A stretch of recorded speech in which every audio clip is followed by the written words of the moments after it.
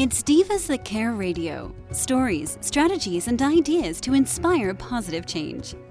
Welcome to Divas That Care, a network of women committed to making our world a better place for everyone.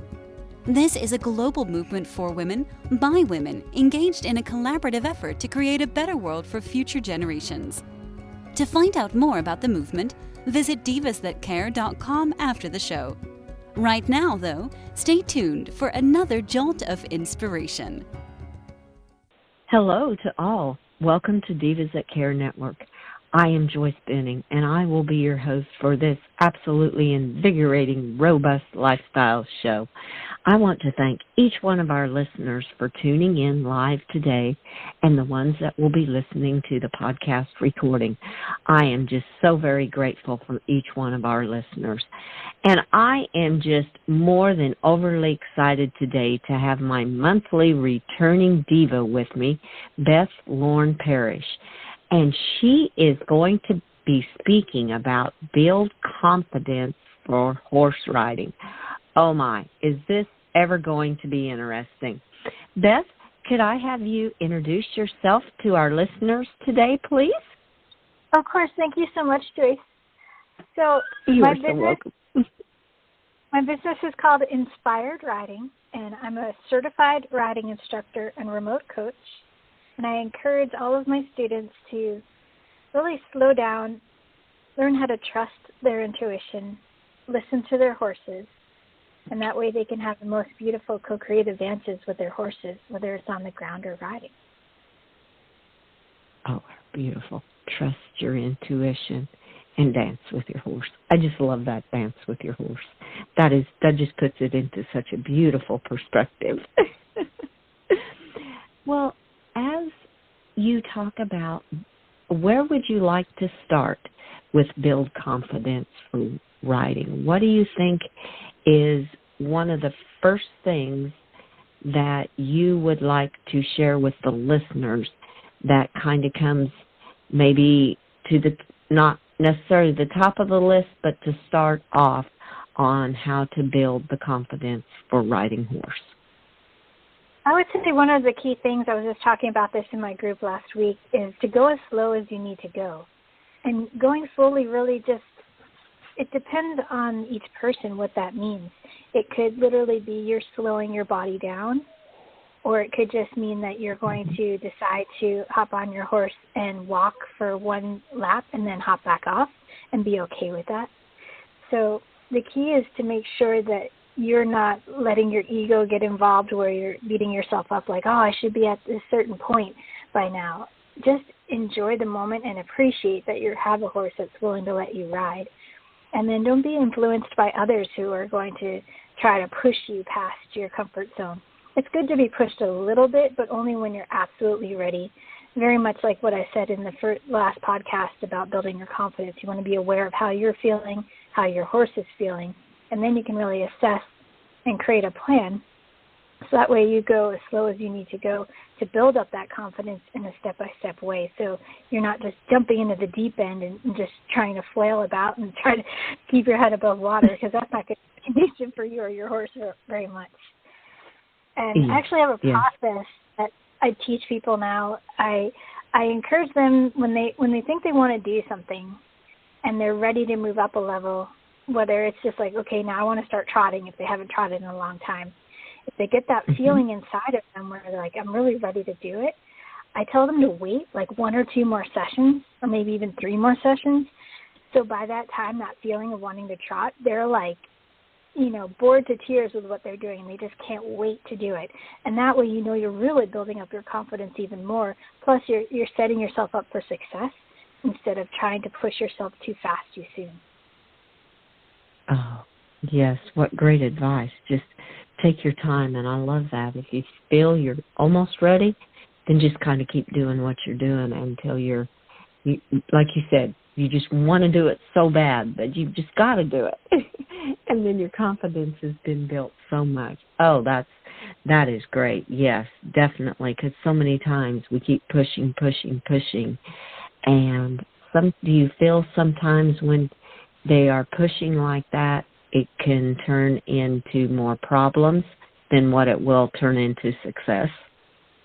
Oh, yeah. Anytime you're pushing yourself or your horse, you're going to bump heads and somehow get yourself in a frustration mode. You could also get yourself into an accident. So it's just better to be safe and slow down and allow yourself to flow with things more. You know, people want things done like now.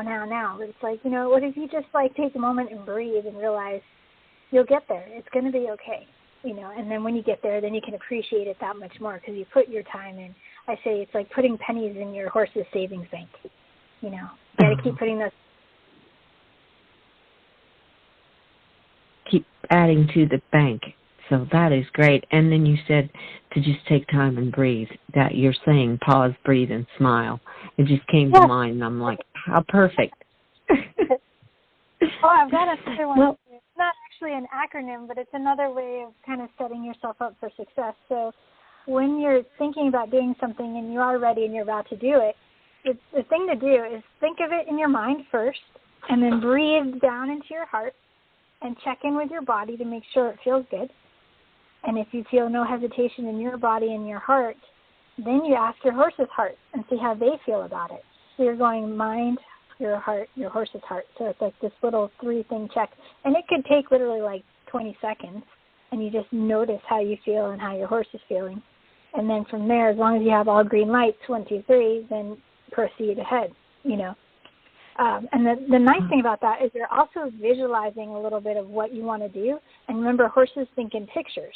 So you're also kind of setting yourself riding into the future slightly. I like to think of like visualizing a little bit, then imagining I'm just a few strides ahead. So I ride into my future, and I think about how I want to feel, how I want my horse to feel. And so I'm like literally going, okay, I'm stepping into this most confident, flowing self with my horse, and it feels amazing. Oh, that is beautiful. I love how you said horses think in pictures. So if you're thinking in a picture too of where you want to go, and that's how you can create the dance, because you're both thinking on the same line and thinking in pictures. That is beautiful. I love that. Thank you. And then it forces you to be really clear, because if you're at all fuzzy about what you want to do, that creates static. And I don't know any horse that likes static. No. And what's so neat is if you're feeling static, the horse has felt the static before you even started feeling it. So he's going, what's going on here? Exactly. And you might have the best intent. I mean, there are moments where I'll just drop my reins and hold the buckle and let Pepper just kind of wander about. And then he actually gets a little bit annoyed, like, well, what's the point? What are we doing right now? Can we just, like, go into the trail, or maybe I'll just take you back and you can hop off? Like, he loves to have an actual purpose. So we're still working on those little moments when I let him take a little breather. I have to let him know, okay, we're going to take 30 seconds of walking down this long side, and I'm going to pick you back up, and we're going to do some transitions. And then he's like, okay, got it. But if I just let him go, he thinks he's done. He's just like, yep, your mind is shut off. I don't have any other input coming from you. So you have to be really clear all the time, and that's going to help build your confidence and confidence in your horse, because then your horse is going to know you're going to follow through with what you said. Mm-hmm. Oh, that's perfect. So do you kind of feel when after you've done your checks, now you talked about kind of doing self-assessment. Can you explain a little bit to our listeners what some of your self-assessments are, like with the horse? I mean, we talked about the physical and the emotional. What are some of the other things, maybe tack or something like that? What are some of the other things that you are doing assessment on before you even decide to get on your horse?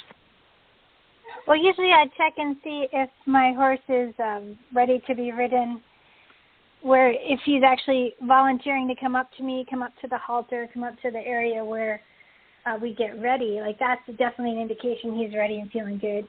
And then I mentioned in the last podcast, I also, after I'm done grooming, of course, grooming, you can definitely tell if they're, if they're showing any pain or just showing any extra excitement.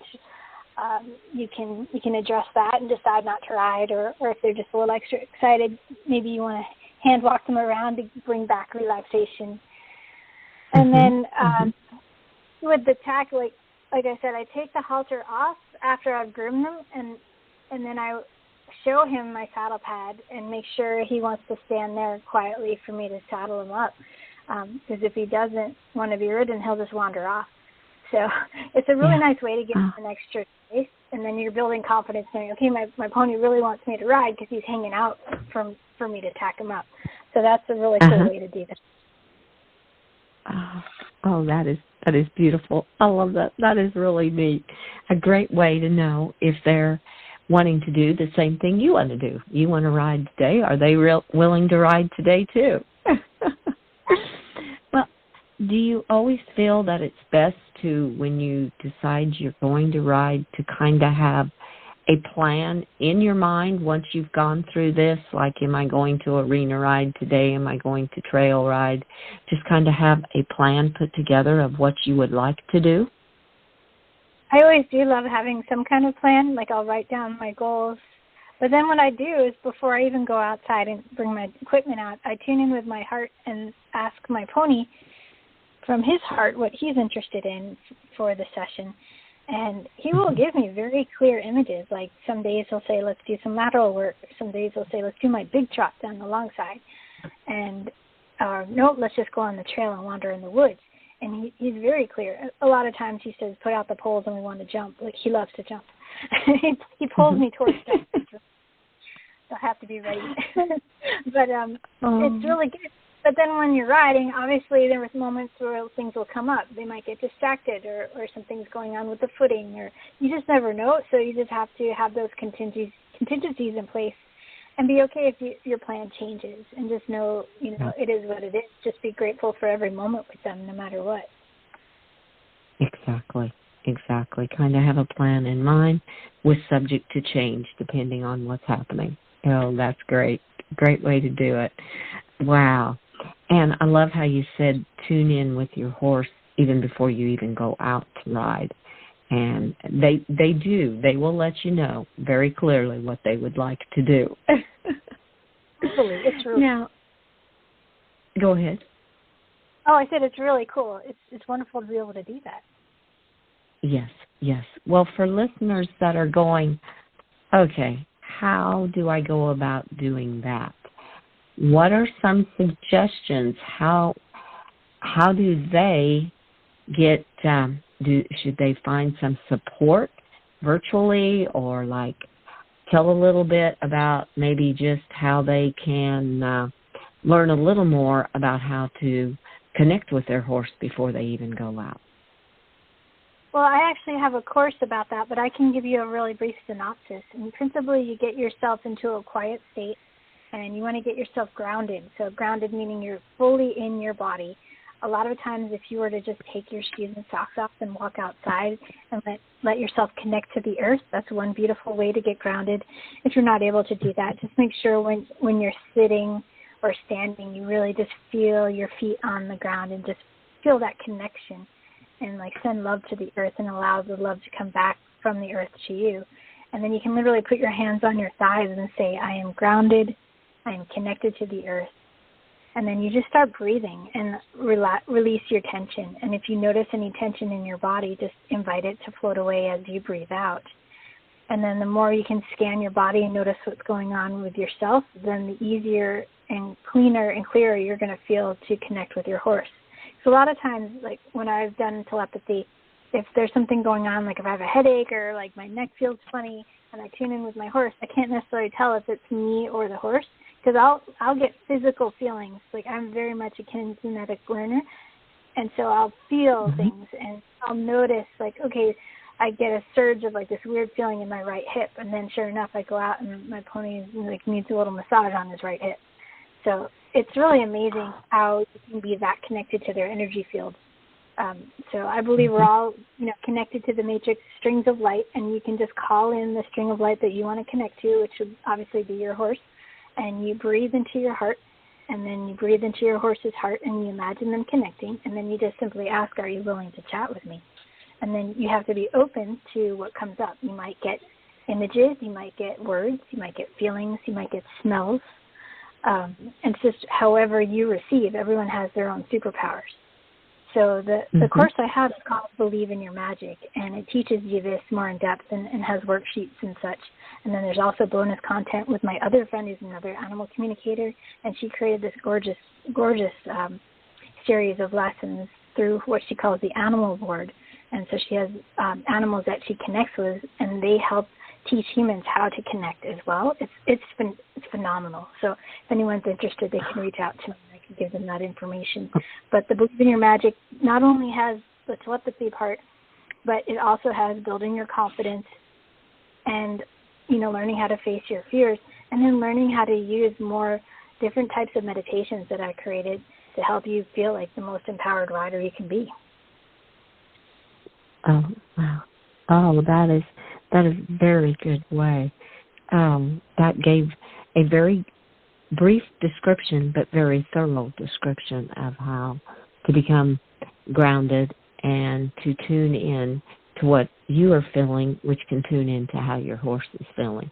And I love how you said if you get a pain in like your right hip, maybe your horse is probably coming from your horse, that they've got a little bit of a pain there, needs a little massaging. Oh, how beautiful. That is great. Well, you said you have a class. I'm just going to ask real quick, how can listeners get connected with you in the best way if they're going, I want to learn that class. I want to learn more about this. What is the best way for them to connect into you?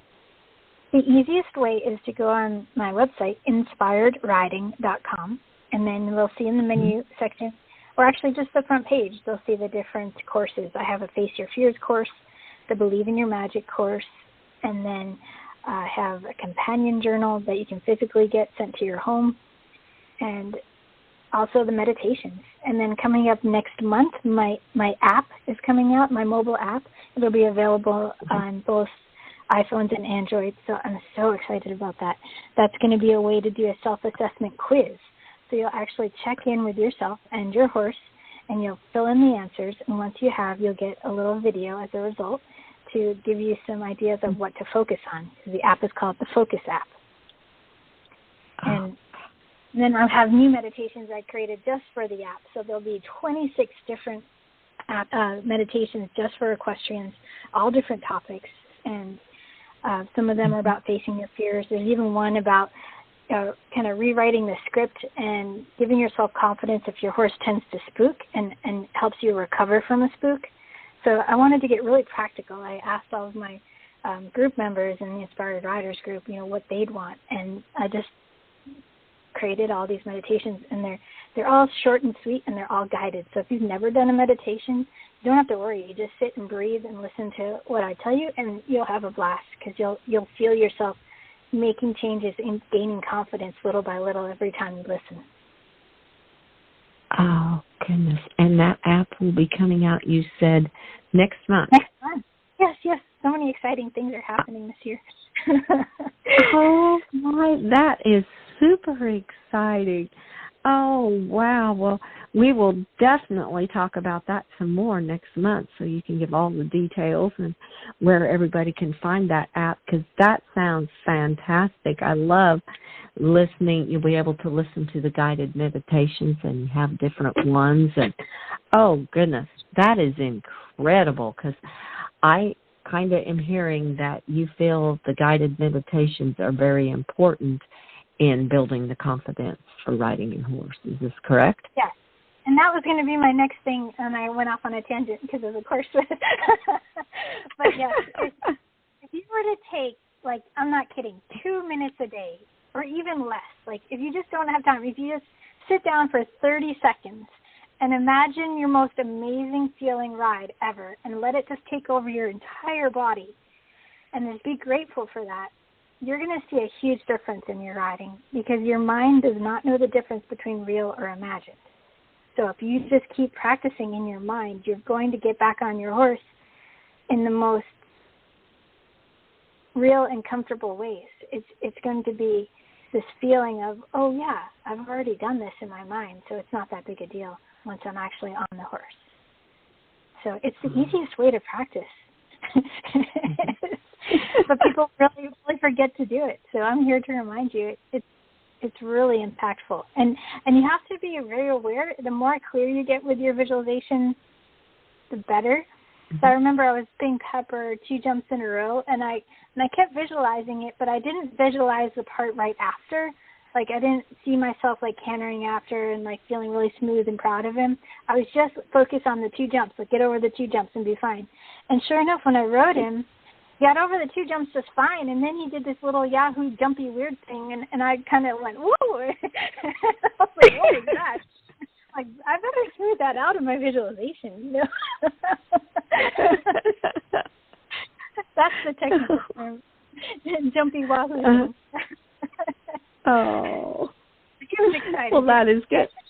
I was just Oh, how cute, because you had only visualized the 2 jumps, so that's what he did. Yes. So that's a little cautionary tale. Make sure you visualize the whole thing clearly.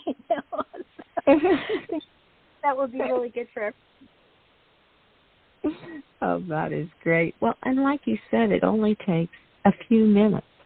And I loved how it goes back to being gratitude, going back into a gratitude kind of emotion, that you're thankful. You're thankful you have this horse. You're thankful for that great ride. And then it just builds, I can just see and feel how that builds the confidence back in a person. Oh, that was incredible. I love that. Yes, thank you. That's where it's at. And anytime in a low position, just remind yourself, hey, I'm alive. Oh, I'm grateful that there's air right now, that there's water, that I have food. You know, like, you just get yourself into that upward spiral by, like, just noticing everything you appreciate. And that's what I call the appreciation avalanche. And the appreciation avalanche just gets you, like, in this gorgeous state. And that's one of my meditations as well. But you just keep focusing on all the amazing things in your life and that you get to tread this earth. And it's just such a blessing. Oh, wow. Oh, that was beautifully said. And I love that called appreciation avalanche, because isn't things to be grateful for? It is like an avalanche. And when you stop and think about them, it is. They're all hitting you going, wow, why didn't I see this earlier? Absolutely. That is awesome. That is really a neat idea.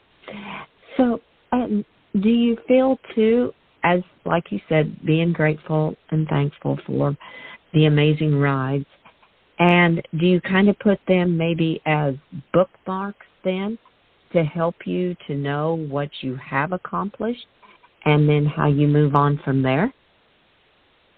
Yeah, so the concept of bookmarks for my students, they've learned that when you have a really great ride, when you have a really great feeling in general, you want to cultivate that feeling so it'll help build your confidence. So let's say you want to call in the feeling of being present, being confident, being, you know, the best listener possible for your horse. Whatever it is you want, you call that in before you even go play with your horse. So you can do that in your house or in your barn, and just imagine the feeling of being in that state. So being the most confident state ever. And it could be something that maybe not has to do with horses. Like maybe you won like a tennis competition and you felt like blissed out. Like that was the best feeling ever. Like whatever it is, like pull all of those things into your essence and just let it fill you up. And then once you have that and you're like practically buzzing, like, oh my gosh, this feels awesome. Then what you do is you create a bookmark within your body. So you can do a tactile bookmark where you can literally just like rub your fingertips together, or you can just like tilt your head back slightly, or you can just sigh and just know that that's your bookmark within your body. And then you can also use one like a mantra or a saying like, I am powerful, or we've got this. So you can just use your voice. And then you can also use your visual, and like every time you see your horse's ears, you can decide that that feeling is going to come bubbling back up. Or for me, I touch my pony's mane, and that's one of mine, and that helps me get into my, what I call the fun and focused state, you know. So I touch my pony's mane, and then I'm like, yeah, man, this is great. I just get real excited.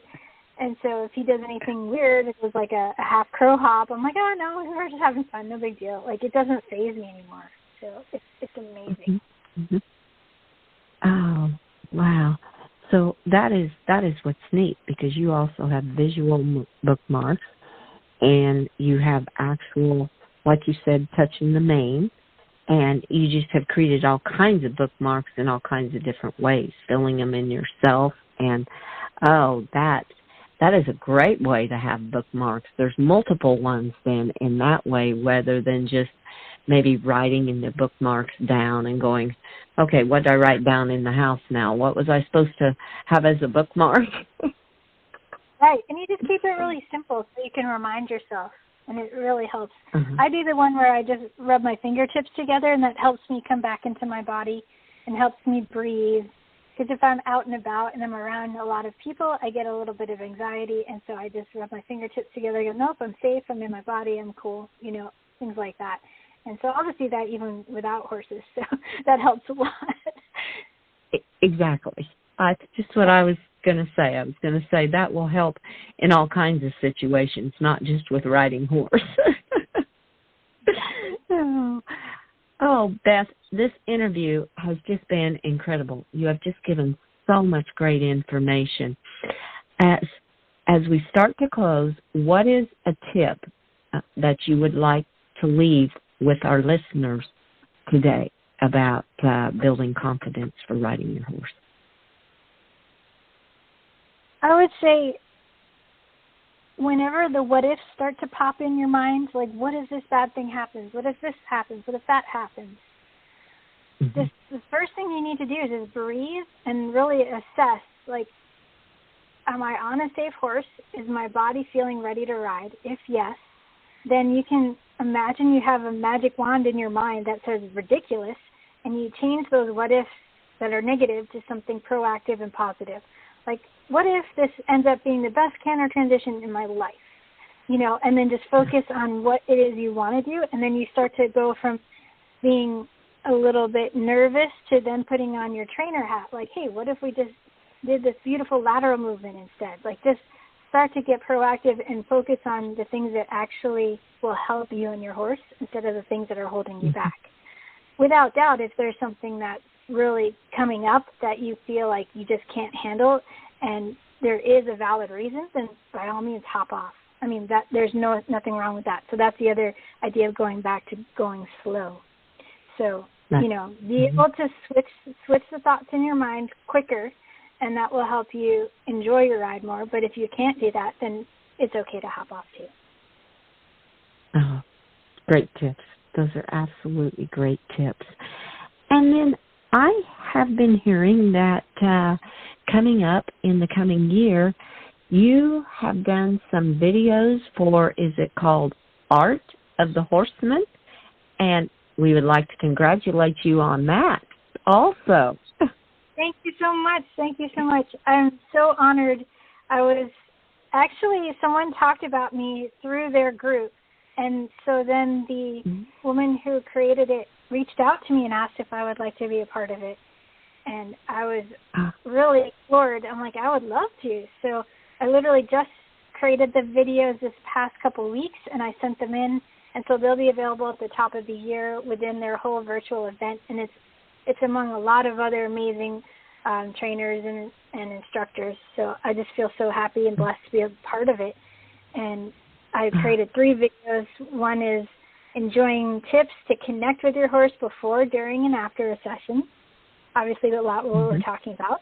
And then the second video is all about building confidence. There's a whole series on it. So you get to learn all sorts of techniques that I do to help face your fears and build your confidence for riding. And then my third one is actually quite unique. I'm featuring parts of my virtual clinic that we did. So you'll get to learn how remote lessons can truly help your riding. Oh, Beth. Oh, that is so exciting. Oh, and that is called Art of the Horseman and will be released in 2022 at the beginning of the year. Correct? Yes. Yes. Oh. Well, a big, big congratulations. That is fantastic. I love it. Thank you. I'm excited. Oh, you have every reason to be, definitely. Well, and Beth, I want to thank you again for being my guest on Robust Lifestyles and sharing all this absolutely incredible, valuable information with our listeners today. Oh, you're so welcome. Thank you for asking such fun questions. Oh, you are so welcome. You have an absolutely fantastic day, Beth. You too. Thanks, Joyce, and may the horse be with you always. Oh, thanks. How beautiful. I love that.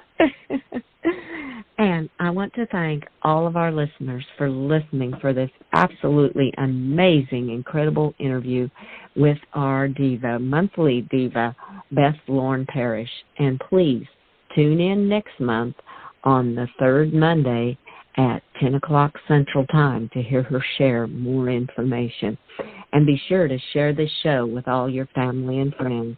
Check out all the hosts and their shows on divasthatcare.com. Have an absolutely fantastic day. Remember, be kind to all. Give your animals that great big extra hug and share all your love with them. And until we connect again on Robust Lifestyles, stay strong and healthy. Thanks for listening. This show was brought to you by Divas That Care. Connect with us on Facebook, on Instagram, and of course on divasthatcare.com, where you can subscribe to our newsletter so you don't miss a thing.